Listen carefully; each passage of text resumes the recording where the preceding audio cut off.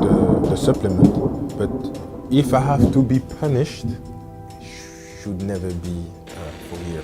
It's been nearly 2 years since Paul Pogba last stepped onto a professional football pitch. Now, at 32, he's chosen AS Monaco as the setting for what could be the final and most defining chapter of his career. In early 2024, Pogba was handed a 4-year suspension after testing positive for a banned substance that increased testosterone levels, marking a grim end to his second spell at Juventus. But after a long legal battle and an appeal to the Court of Arbitration for Sport, the ban was reduced to 18 months. And with that, a small window reopened. A chance, not a guarantee.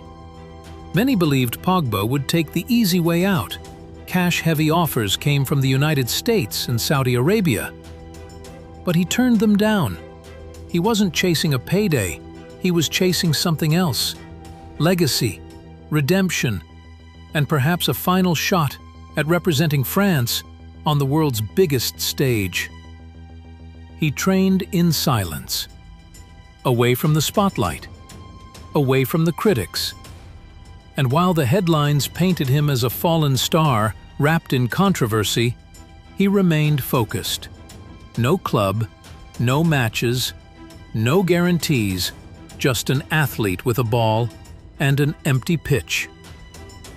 "I want to be on the pitch, any pitch," he said. "It's tough to be alone, playing passes onto the wall." Now, with a 2-year contract at AS Monaco, Pogba will finally make his Ligue 1 debut. Ironically, despite being one of France's biggest footballing exports, he never played professionally in his home country. This is his first. And for Monaco, his arrival could be pivotal.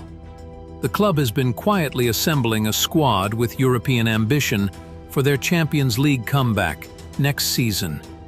And Pogba's leadership and big match experience might be the edge they've been missing. But this isn't just about football. This is personal. Pogba has insisted he never intentionally took anything to gain an edge. "I'm not a cheater," he said bluntly. "I made a mistake. I didn't triple check. I like to win fairly. I'm a bad loser, but I'm not a cheater." He didn't ask to have the ban erased. He asked only for fairness. And now, he's ready to earn back respect on the pitch, not in courtrooms or interviews. Monaco won't guarantee him a starting spot. His body won't guarantee the same explosive power it once had. 2 years is a long time away from top-tier intensity, and Ligue 1 today is no longer a forgiving league for aging stars. But Pogba knows what's at stake. If that ban hadn't been reduced, his World Cup dream would have ended before it could begin. He hasn't played for France since 2022, and there's no guarantee he will again. This is his last chance. Not just to wear blue, but to prove he's still the midfielder who once bossed Serie A. The midfielder who lifted the World Cup, who broke records at Manchester United. That he's more than haircuts and headlines. Because the truth is, Pogba's career has always been a paradox. Brilliant yet inconsistent. Talented but turbulent.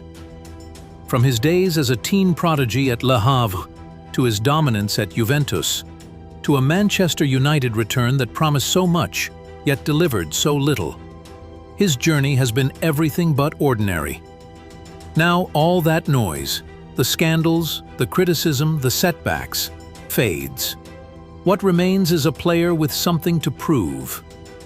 No flash, no flair, just a ball, a pitch, and the need to silence every doubt. If he fails, he fades into the background as another what could have been. But if he succeeds, this comeback won't just be about football. It'll be about resilience, accountability, and a man rewriting his legacy on his own terms. Because sometimes the real story begins after the fall. Don't forget to like and subscribe for more football videos. Thank you for watching. See you next time.